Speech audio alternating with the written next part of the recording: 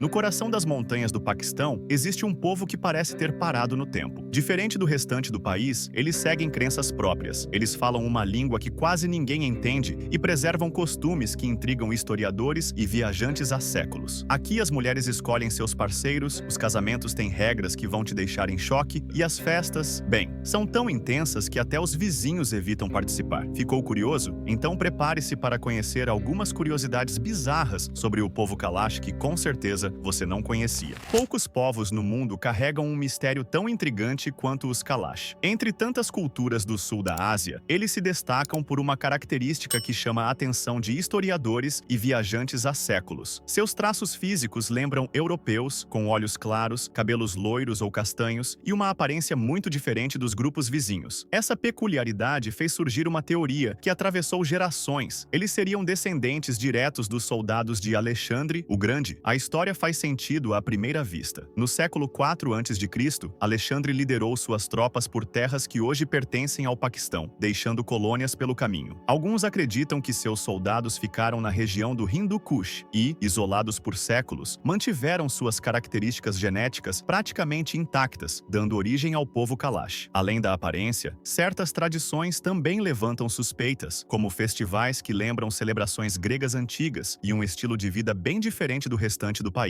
Mas pesquisadores decidiram investigar mais a fundo e analisaram a genética dos Kalash. O resultado revelou algo inesperado. Apesar de terem uma composição única, eles não possuem ligação direta com os gregos. Estudos indicam que sua ancestralidade é de povos indo-europeus que já viviam na região muito antes da chegada do exército macedônio. Ou seja, o mistério persiste, mas a explicação mais provável está na própria história local e não em uma conexão com Alexandre. Mesmo assim, a ideia de uma origem grega continua fascinando o mundo. Nos Kalash, o casamento é uma decisão importante e a forma como as relações são conduzidas chama a atenção por ser diferente da maioria das culturas vizinhas. A monogamia é predominante, mas a poligamia não é proibida. No entanto, poucos homens escolhem ter mais de uma esposa, já que essa decisão traz responsabilidades e desafios que vão além do simples desejo de ampliar a família. Para que um homem tenha mais de uma esposa, ele precisa provar que tem condições de sustentá-las igualmente, oferecendo comida, moradia e segurança para todas. Isso não significa apenas riqueza material, mas também a capacidade de manter a harmonia dentro de casa. A primeira esposa tem um papel importante nessa decisão, e sua aceitação pode ser determinante. Se ela se opuser, a situação pode gerar conflitos familiares e, em alguns casos, até resultar no fim do casamento. Diferente de sociedades onde a mulher não tem escolha em relações poligâmicas, entre os Kalash, as mulheres possuem uma autonomia notável. Elas podem rejeitar um casamento arranjado, escolher um novo parceiro e até se divorciar se não estiverem satisfeitas. Esse grau de liberdade faz com que a poligamia não se torne uma imposição, mas sim uma possibilidade rara, vista mais em famílias que realmente conseguem manter esse equilíbrio. Outro fator que reduz a poligamia é o próprio estilo de vida da comunidade. Os Kalash vivem em regiões montanhosas, onde a agricultura e a criação de animais são as principais fontes de subsistência. Manter uma família grande exige muito trabalho e recursos, tornando pouco viável a ideia de um homem dividir suas obrigações entre duas ou mais esposas. Além disso, a sociedade Kalash valoriza fortemente a cooperação entre casais, e um casamento bem-sucedido é aquele em que ambos os parceiros se dedicam um ao outro. Entre os Kalash, as mulheres têm um papel que desafia muitas tradições vistas na região. Elas não apenas cuidam da casa e dos filhos, mas também participam das decisões da comunidade, escolhem seus próprios parceiros e desfrutam de uma liberdade rara em sociedades vizinhas. Desde cedo, meninas e meninos crescem lado a lado, sem distinção no acesso à educação e às tarefas do dia a dia. As mulheres ajudam na colheita, no preparo dos alimentos e na criação dos animais, além de produzirem tecidos, roupas e objetos decorativos que fazem parte da identidade cultural do povo. Durante os festivais, são elas que lideram as danças e cantos, mantendo vivas as tradições que passam de geração em geração. Outro costume único é a existência do Bachali, um espaço exclusivo para as mulheres durante o período menstrual e o parto. Diferente do que muitos podem imaginar, essa tradição não é vista como um castigo ou isolamento forçado. Para as Kalash, é um momento de descanso, troca de experiências e fortalecimento dos laços entre elas. Os Kalash são um povo único dentro do Paquistão. Enquanto o país é majoritariamente muçulmano, eles seguem crenças próprias, adorando múltiplas divindades e mantendo rituais que existem há séculos. A religião dos Kalash é baseada na adoração de deuses, espíritos e forças da natureza. Cada elemento tem um significado especial. As montanhas são vistas como moradas dos deuses, os rios são sagrados e o fogo é usado em cerimônias para purificação. Entre suas principais divindades está Dezal, considerado o criador do mundo, e Gestak, protetor das famílias. Além deles, há uma série de espíritos que influenciam a vida cotidiana, exigindo respeito e oferendas para manter o equilíbrio entre o mundo físico e espiritual. Os rituais são uma parte essencial dessa tradição. Durante o ano, os Kalash realizam diversos festivais que marcam as mudanças das estações e pedem proteção para a comunidade. O Tilan Joshi é uma das celebrações mais conhecidas, acontecendo na primavera para agradecer pela fertilidade da terra e pedir boas colheitas. O Ushal, no final do verão, celebra a colheita do trigo e do milho. Já o Chalmos, que ocorre no inverno, é um dos mais importantes, marcando a renovação espiritual e a conexão com os deuses. Além das festas, os Kalash têm locais sagrados onde realizam suas cerimônias. Pequenos templos de madeira e pedras são usados para oferendas, e há áreas específicas onde apenas os homens podem entrar para certos rituais. Por serem a última comunidade pagã do Paquistão, os Kalash enfrentam desafios para manter suas crenças. A convivência com grupos de outras religiões já levou alguns a abandonarem sua fé original e se converterem ao islamismo. Além disso, há pressões externas que dificultam a continuidade dessas tradições. Mesmo assim, muitos Kalash se esforçam para preservar sua identidade, ensinando a religião aos mais jovens e mantendo seus rituais vivos. O idioma Kalasha é falado por um número cada vez menor de pessoas e corre sério risco de desaparecer. Com menos de 5.000 falantes, essa língua faz parte de um grupo raro dentro da família indo-iraniana e tem características únicas que a diferenciam até mesmo dos idiomas vizinhos. Por muito tempo, a língua foi transmitida apenas oralmente, sem um sistema de escrita padronizado. Isso torna a preservação ainda mais difícil, já que grande parte das histórias, tradições e conhecimentos do povo depende da memória dos mais velhos. Com o passar dos anos, o uso do Kalasha vem diminuindo, principalmente entre os mais jovens, que aprendem o Urdu na escola e acabam deixando o idioma de lado. Além disso, o contato cada vez maior com culturas externas tem acelerado essa perda. Muitos Kalash precisam se comunicar em outras línguas para estudar, trabalhar ou mesmo acessar informações na internet. Sem registros escritos e sem incentivo para ser aprendido pelas novas gerações, o idioma pode acabar desaparecendo em poucas décadas. Apesar dos desafios, há iniciativas para documentar a língua e tentar preservá-la. Alguns pesquisadores e membros da comunidade têm se esforçado para criar materiais escritos e estimular seu uso entre os mais jovens. A luta para manter esse idioma vivo ainda está longe de acabar, mas cada palavra falada é um passo para que ele continue existindo. As mulheres Kalash se destacam não só pela aparência, mas também pelo jeito único de se vestir. Elas costumam ter pele clara, olhos que variam entre verde, azul e mel, e cabelos castanhos ou loiros. Mas o que realmente chama a atenção é a maneira como elas usam a roupa para mostrar sua cultura e seu papel na comunidade. Elas vestem longos vestidos escuros, geralmente pretos, mas cheios de bordados coloridos com desenhos geométricos e detalhes feitos à mão. Esses bordados não são apenas para enfeitar. Cada um deles tem um significado e representa um pouco da história do povo Kalash. Fazer uma dessas roupas leva tempo, e muitas passam de mãe para filha como parte da tradição. Os acessórios também são muito importantes. As mulheres usam vários colares de miçangas e cocares decorados com conchas, contas e outros pequenos enfeites. Esses detalhes mostram a idade e a posição da pessoa dentro da comunidade. Durante os festivais, os acessórios ficam ainda mais trabalhados, deixando tudo mais especial. Diferente de outras regiões do Paquistão, onde muitas mulheres precisam cobrir o corpo e o rosto, as Kalash mantêm um jeito mais livre de se vestir. As cores fortes e os acessórios chamativos não são apenas uma questão de estilo, mas uma forma de mostrar quem são. Mesmo com o contato cada vez maior com o mundo de fora, elas continuam vestindo as mesmas roupas de suas antepassadas, mantendo essa tradição viva. As aldeias Kalash foram projetadas para se adaptar ao terreno montanhoso onde vivem. Ao invés de ruas largas e casas espalhadas, as moradias são erguidas em terraços, aproveitando ao máximo o espaço disponível. Essa construção em camadas cria um efeito curioso. O telhado de uma casa muitas vezes se torna o quintal ou a área de convivência da família que mora acima. O material usado na construção é retirado da própria região. As paredes são feitas de madeira e pedra, oferecendo resistência contra os ventos frios e as chuvas. Já os telhados, geralmente planos, servem para diferentes atividades, como secar grãos ao sol, armazenar armazenar lenha ou até como espaço de lazer para as crianças. Além de práticas, essas casas ajudam a comunidade a se manter unida. Como são construídas muito próximas umas das outras, é comum que vizinhos e parentes dividam tarefas do dia a dia, como cozinhar, cuidar dos animais e reparar as estruturas quando necessário. Outro detalhe importante é que essas construções precisam ser resistentes aos terremotos, que não são raros na região. Por isso, os Kalash desenvolveram técnicas para reforçar suas casas, combinando pedra e madeira de forma a criar estruturas mais flexíveis, capazes de suportar tremores moderados. Desde cedo, os meninos Kalash carregam nas mãos mais do que simples brinquedos. Em vez de celulares ou tablets, muitos crescem empunhando arcos feitos à mão, aprendendo a mirar com calma, paciência e precisão. A ideia de lazer por lá é bem diferente. Entre trilhas, campos e encostas, as crianças treinam o que pode ser, um dia, uma habilidade de sobrevivência. Aprender a caçar não é apenas uma tradição entre os Kalash, é um tipo de escola prática, onde cada flecha disparada ensina algo sobre foco, sobre espera e principalmente sobre o valor do que se tira da terra. Nada do que é abatido é desperdiçado. Pássaros, coelhos e outros animais pequenos são usados para alimentar a família ou divididos com os vizinhos. Não existe pressa, os adultos não forçam, mas acompanham. Aos poucos, os meninos vão entendendo o ritmo da floresta, o movimento dos animais, o barulho das folhas. Cada acerto vira orgulho, cada erro um aprendizado. Os Kalash vivem daquilo que cultivam e criam. Seu modo de vida gira em torno da terra, das colheitas e dos animais, fatores que ditam não apenas o que comem, mas também como enfrentam as mudanças das estações. A agricultura é a base de tudo. Como a região é montanhosa e os terrenos são irregulares, eles desenvolveram um sistema de cultivo em terraços, esculpindo degraus nas encostas para evitar que a terra fértil seja levada pelas chuvas. Nos campos, plantam trigo, milho e cevada, além de uma variedade de frutas, como uvas, nozes e damascos. Esses alimentos garantem o sustento durante o ano e servem como reserva essencial para os meses mais difíceis. Mas não é só da terra que vêm os recursos. O pastoreio também tem um papel importante na economia dos Kalash. Eles criam cabras, ovelhas e vacas, que fornecem leite, carne e lã para roupas e cobertores. Durante o verão, parte do rebanho é levada para pastagens mais altas, onde a grama cresce em abundância. Esse deslocamento temporário permite que os animais se alimentem melhor e evita o desgaste das áreas próximas às aldeias. Com um clima que pode ser extremo, o inverno representa um grande desafio. As montanhas cobertas de neve tornam o acesso às aldeias praticamente impossível, isolando as famílias por semanas ou até meses. Para sobreviver, tudo precisa ser planejado com antecedência. Os grãos colhidos no outono são armazenados em depósitos seguros, enquanto o leite dos animais é transformado em queijo e iogurte, aumentando sua durabilidade. A madeira para aquecer as casas também é coletada e estocada antes da chegada do frio. Os Kalash têm um forte senso de hospitalidade e fazem questão de receber bem quem visita suas aldeias. Alguns estrangeiros e viajantes costumam ser convidados para entrar nas casas, onde são servidos com pão caseiro, leite fermentado e frutas colhidas na região. Durante festivais, essa recepção se torna ainda mais especial, com música, dança e a chance de experimentar pratos típicos. Além de oferecer comida, algumas famílias também disponibilizam abrigo para quem precisa passar a noite, garantindo conforto dentro das possibilidades locais. Eles gostam de compartilhar histórias e tradições, mas esperam que os visitantes respeitem sua cultura. Para os Kalash, acolher bem os outros não é apenas um costume, mas uma parte essencial de sua identidade. Escondidos entre as montanhas do Paquistão, os Kalash vivem em um dos lugares mais isolados do mundo. Suas aldeias estão espalhadas por 3 vales principais, Bumburé, Rumbur e Birir, localizados na região de Chitral, no extremo norte do país. Cercados pela imponente cordilheira do Hindu Kush, os Kalash vivem em um ambiente de difícil acesso, onde o clima pode ser desafiador. No inverno, a neve bloqueia muitas rotas, deixando as aldeias isoladas por semanas. Já no verão, o degelo transforma os rios em correntes intensas, tornando qualquer deslocamento ainda mais complicado. Os 3 vales têm pequenas diferenças entre si. Bumburé é o maior e mais acessível, atraindo mais visitantes e sofrendo maior impacto do turismo. Rumbur, por outro lado, é mais reservado, mantendo costumes de forma mais rígida. Já Birir é o mais tradicional de todos, onde a influência externa é mínima e o modo de vida permanece quase intacto. E o vídeo chega ao fim por aqui. Por favor, compartilhe seus pensamentos sobre o povo Kalash na seção de comentários. Não se esqueça de se inscrever no nosso canal e deixar um like. Seu apoio significa muito para nós.